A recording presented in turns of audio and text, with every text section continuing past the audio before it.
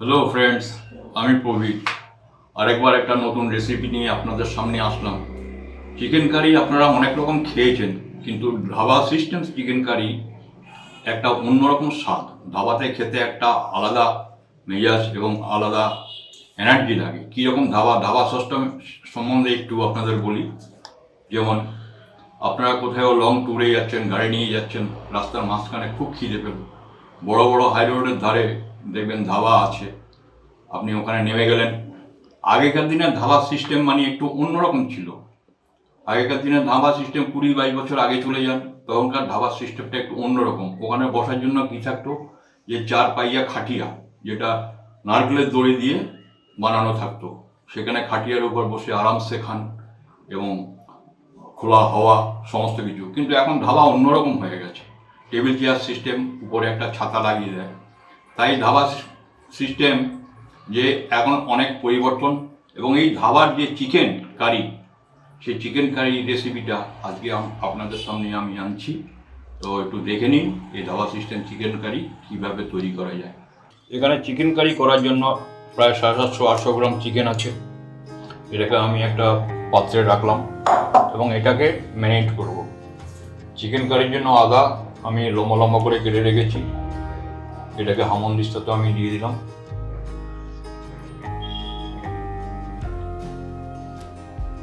রসুন একটু কেটে রেখেছি লম্বা লম্বা করে, এই রসুনটাও দিয়ে দিলাম এর মধ্যে, এবং 3টে কাঁচা লঙ্কা এর মধ্যে দিলাম।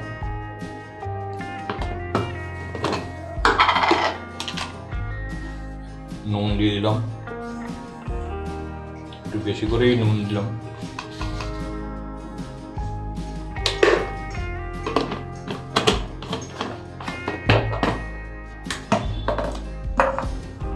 এবং সাদা তেল দিলাম একটু।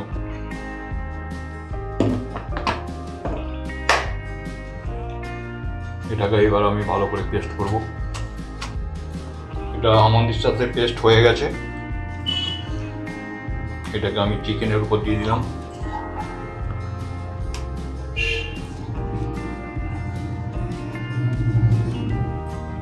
চিকেনে আর নুন দেবো না, নুনটা বেশি করেই এর মধ্যে দেওয়া আছে পেস্টের মধ্যে।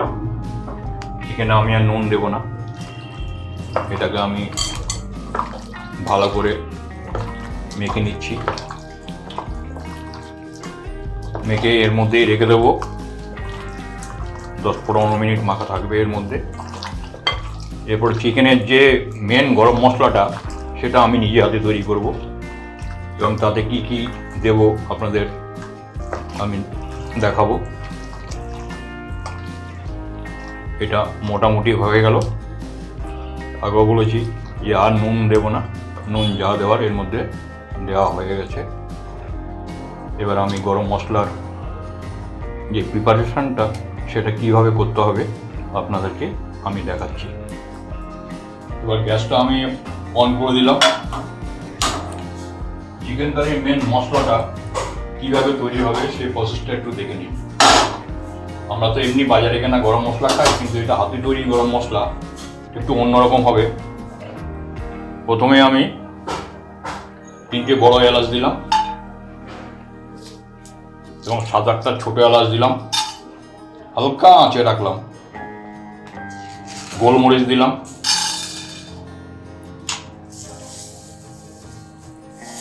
জিরে দিলাম,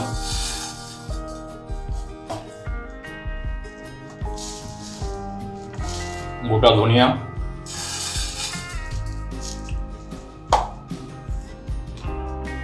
ছোট ছোট টুকরো করে দারচিনি দিলাম, জয়ত্রী দিলাম এবং 4টে লং দিলাম। এটা আমি হালকা করে ভাজবো, কারণ খুব কড়া ভাজবো না, যেন এর সাথে ভাবটা যেন টেনে যায়। হালকা করে, বেশি কড়া ভাজলে গরম মশলার যে সেন্টটা আছে সেই সেন্টটা থাকবে না। এর মধ্যে আমি সামান্য একটু নুন দেবো, যেন ওর সাথে ভাবটা যেন টেনে নেয়। সামান্য একটু নুন দেবো আমি, হালকা নুন।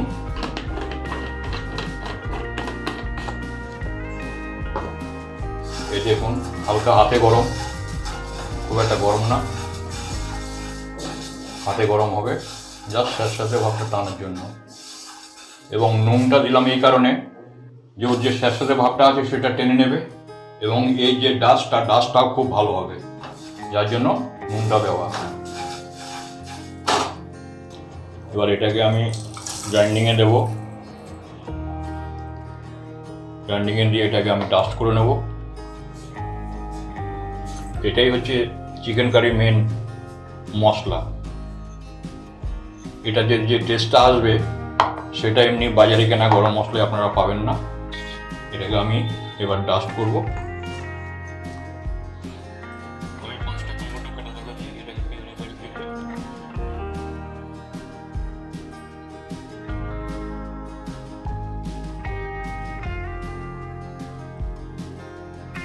আমি গ্যাসটা অন করে দিলাম। চিকেনের মেন প্রিপারেশনে আসছি এবার। কড়াইটাকে আমি বসিয়ে দিলাম।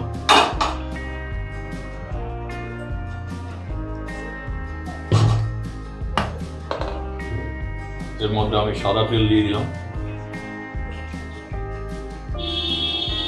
কারণ চিকেনে একটু তেল বেশি লাগে, বেশ পরিমাণে তেল দিয়ে দিলাম।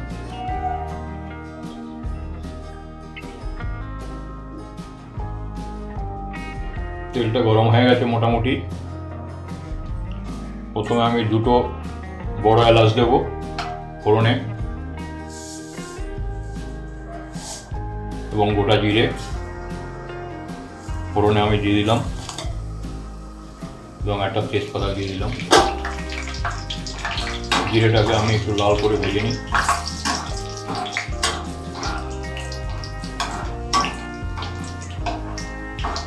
জিরেটা লাল হয়ে গেলে চিকেনটা এর মধ্যে দিয়ে দেবো।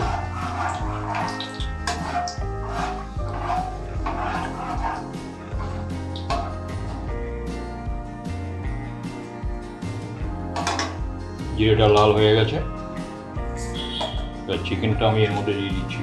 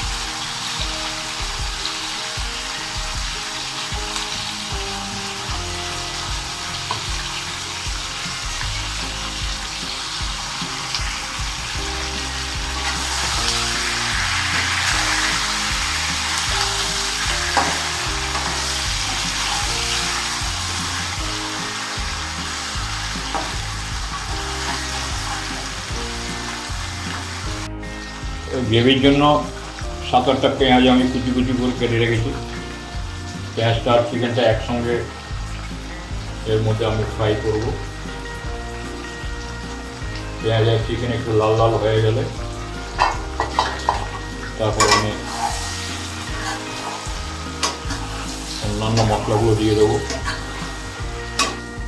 পেঁয়াজ এবং চিকেনের যে কম্বিনেশন এবং পেঁয়াজটা চিকেনের মধ্যে অ্যাবজর্ব করবে,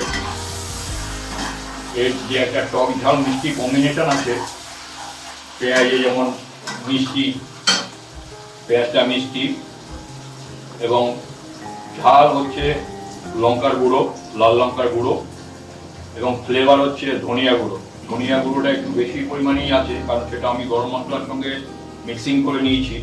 এর মধ্যে আমি হলুদ গুঁড়ো দেবো,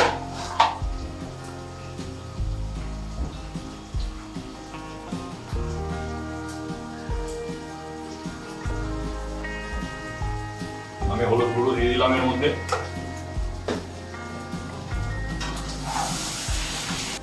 লাল লঙ্কার গুঁড়ো দিচ্ছি, এটা হচ্ছে ঝাল লাল লঙ্কার গুঁড়ো, বেশি পরিমাণেই দিচ্ছি কারণ যেহেতু টমেটো পিউরিফাই আছে সেহেতু আপনার ঝালটা অর্ধেকটা ওই মেরে দেবে, খেয়ে নেবে, যার জন্য একটু বেশি করে লঙ্কার গুঁড়ো দিলাম।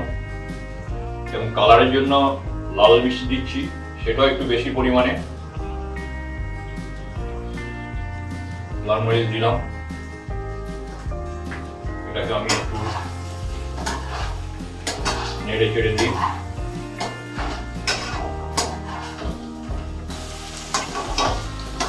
আরো 10-12 মিনিট ফ্রাই করবো এটাকে। সামান্য একটু আমি এর মধ্যে জল দেব,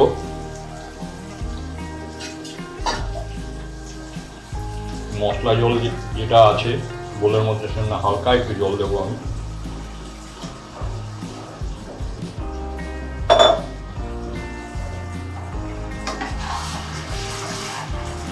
আহা, কি কালার দেখেছেন!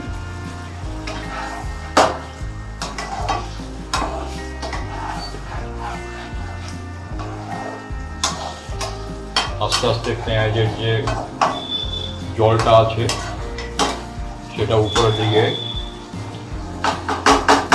উঠে আসছে, দেখুন চারিপাশে। এবার টমেটো পিউরিফায়ারটা আমি এর মধ্যে দিয়ে দেবো। 5-6টা টমেটো আমি গ্রাইন্ডিং করে নিয়েছি,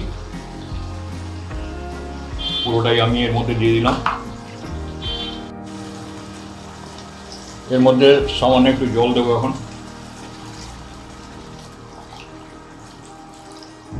বেশি জল দেবো না।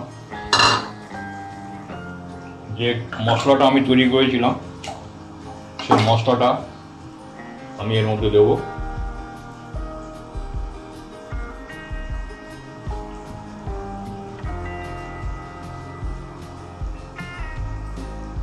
আমি এটাকে একটু ঢেকে দিচ্ছি, হালকা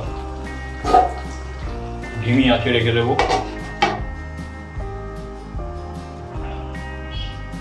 ধিমি আঁচে আমি একটু বয়েলের জন্য দিলাম। চিকেনটা বয়েল হওয়ার জন্য ঢাকাটা দিয়েছিলাম। চিকেনটা বয়েল হয়ে গেছে, ঢাকাটা আমি নামিয়ে দিচ্ছি। কিন্তু এখনো অনেকটাই জল রয়েছে, যেহেতু ঢাকা ছিল অনেকটা জল বের করে দিয়েছে এবং চিকেনটা মোটামুটি বয়েল হয়ে গেছে। কিন্তু এই জলটাকে আরো একটু টানাতে হবে, যার জন্য এবার আমি ঢাকাটা খুলে দিলাম এবং আঁচটা একটু বাড়িয়ে দিলাম। এর যে বাড়তি যে জলটা আছে জলটা যেন টেনে যায়। গ্যাসটা আমি অফ করে দিলাম। চিকেন কষা আমার রেডি।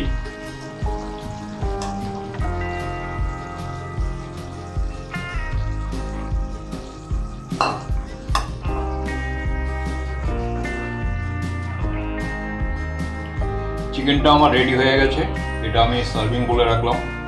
সামান্য একটু গার্নিশ করবো ধনেপাতা দিয়ে।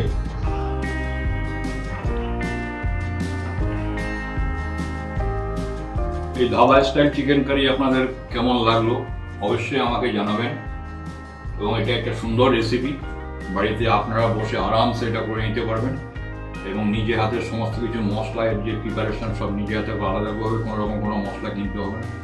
সাধারণত যেসব মশলাগুলো এগুলো প্রত্যেকেরই রান্নাঘরে থাকে, এগুলো নিজে হাতে তৈরি করবেন। নিজে হাতে মশলা তৈরি করে রান্না করার একটা আলাদা স্বাদ পাওয়া যায় এবং এর যে একটা ফ্লেভার, সেই ফ্লেভারটা প্রাণ ভরে দেয়। এই রেসিপিটা অবশ্যই বাড়িতে করবেন, করে আমাকে জানাবেন যে আমার এই রেসিপিটা কেমন হলো। Thank you.